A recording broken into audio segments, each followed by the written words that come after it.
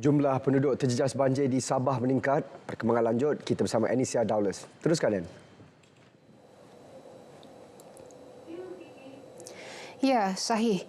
Jumlah penduduk terjejas banjir di dua daerah iaitu Pitas dan Paitan meningkat kepada 1,633 orang daripada 557 keluarga setakat tengah hari tadi. 12 pusat pemindahan sementara PPS dibuka di dua daerah tersebut iaitu 7 di Pitas dan 5 di Paitan.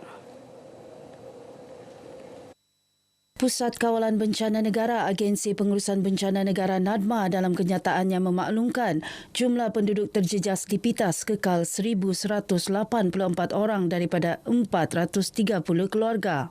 Pengerusi Jawatankuasa Pengurusan Bencana Daerah Pitas, Muhammad Faizal Husin memaklumkan keadaan cuaca semakin baik dan 15 jalan di daerah itu sudah boleh dilalui semua jenis kenderaan. Manakala di Paitan, jumlah penduduk terjejas meningkat kepada 479 orang daripada 127 keluarga.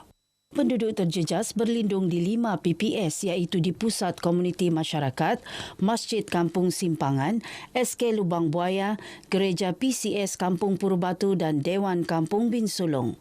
Sekretariat Jawatankuasa Pengurusan Bencana Daerah JPBD Paitan dalam kenyataannya memberitahu 4 sungai dilaporkan dalam paras bahaya iaitu Sungai Sugut, Sungai Paitan, Sungai Batangon Darat dan Sungai Tangkarason. Manakala 4 lagi sungai iaitu Sungai Terusan Sapi, Sungai Labuk, Sungai Tongot dan Sungai Kelagan berada pada bawah paras waspada.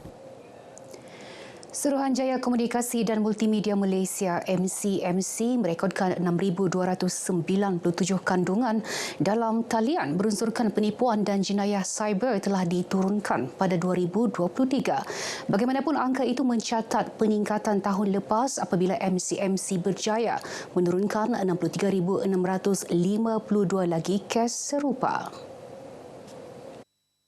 Timbalan Menteri Komunikasi Teo Nii Ching menegaskan peningkatan itu menunjukkan jenayah cyber masih berleluasa dan perlu ditangani secara proaktif dan memerlukan masyarakat untuk lebih celik digital.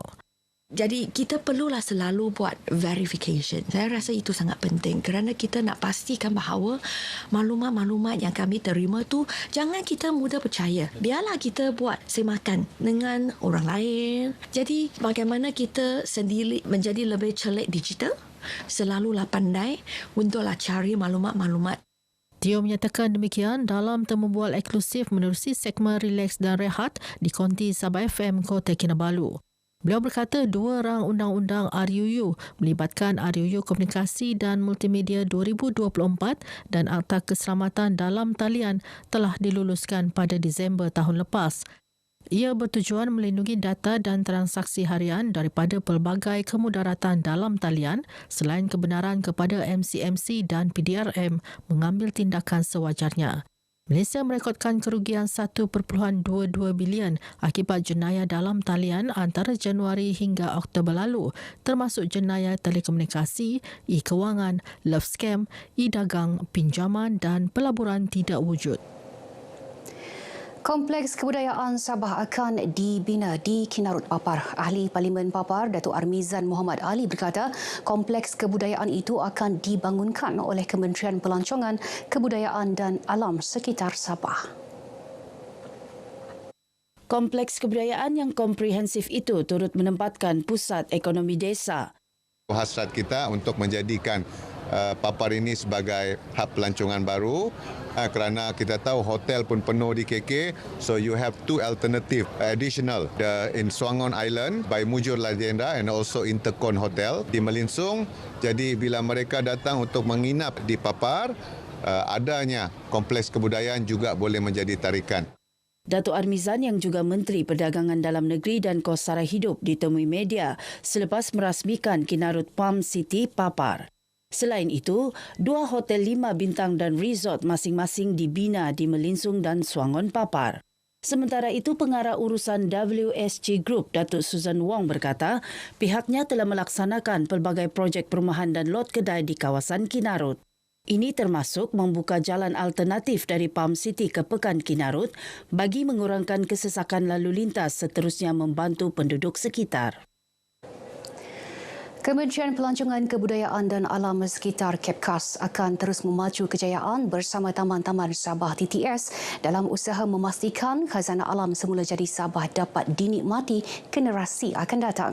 Menterinya Datuk Seri Panglima Christina Liew berkata dengan pencapaian serta perkembangan memberangsangkan itu, TTS bukan sahaja berada di landasan tepat, malah berjaya mencapai satu tahap yang membanggakan. Datuk Christina menyatakan demikian kepada pemberita selepas menyempurnakan majlis penutupan sambutan Jubli Intan TTS di Ranau.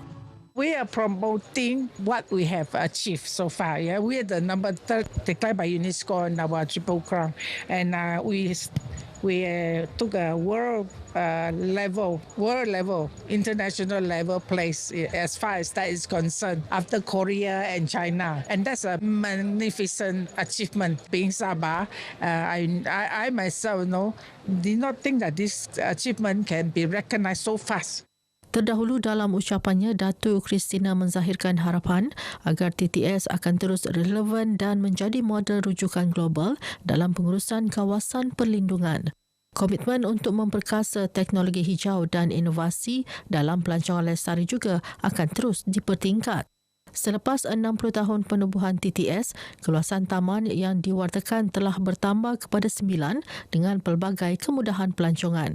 Sempena sambutan ini turut berlangsung simbolik kapsul masa 100 tahun TTS serta pelancaran buku cerita 60 tahun memelihara khazanah alam Sabah.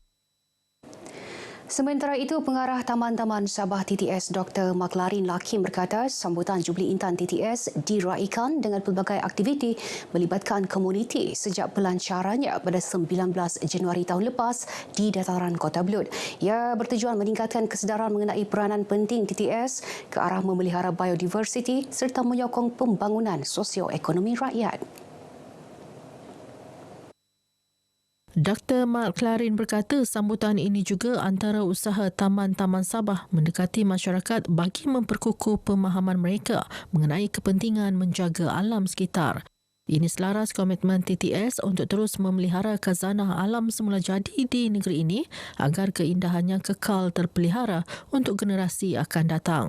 Beliau berkata setiap taman di bawah TTS turut diraikan mengikut tarikh pewartaannya, antaranya Taman Kinabalu, Taman Banjaran Keroka, Taman Bukit Tawau, Taman Tun Mustafah, Taman Pulau Tiga dan Taman Tunku Abdul Rahman. Turut dilaksana program Jelajah Kasih bermula 11 hingga 17 Januari lepas melibatkan 2 kumpulan kaki tangan TTS yang menjelajah ke semua taman di negeri ini bagi menjalankan beberapa aktiviti pendidikan, komuniti dan penyelidikan. Pemberian geran aktiviti tahunan kepada semua sekolah dalam kawasan Parlimen Penampang akan diteruskan tahun ini. Ahli Parlimennya Datuk Iwan Benedict berkata setiap sekolah rendah akan menerima geran aktiviti sebanyak RM5,000, manakala sekolah menengah dan pendidikan khas menerima RM10,000 sumbangan Yayasan Bank Rakyat YPR. Pemberian geran aktiviti tahunan kepada semua sekolah di kawasan Parlimen Penampang telah dimulakan sejak 2023.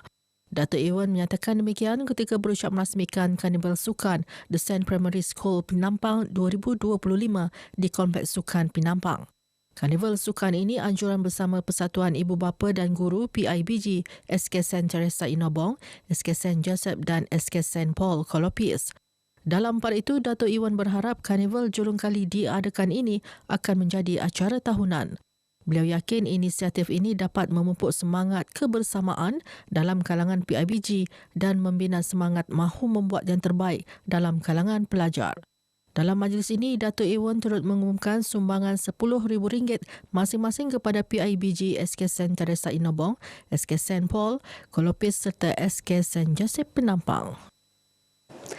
Baik, sekian perkongsian dari negeri di bawah Bayu. Kembali bersama Sahih untuk lebih banyak perkembangan semasa dalam negara dari sungai hingga segara Palestin pasti merdeka. Sahih. Terima kasih, Anne.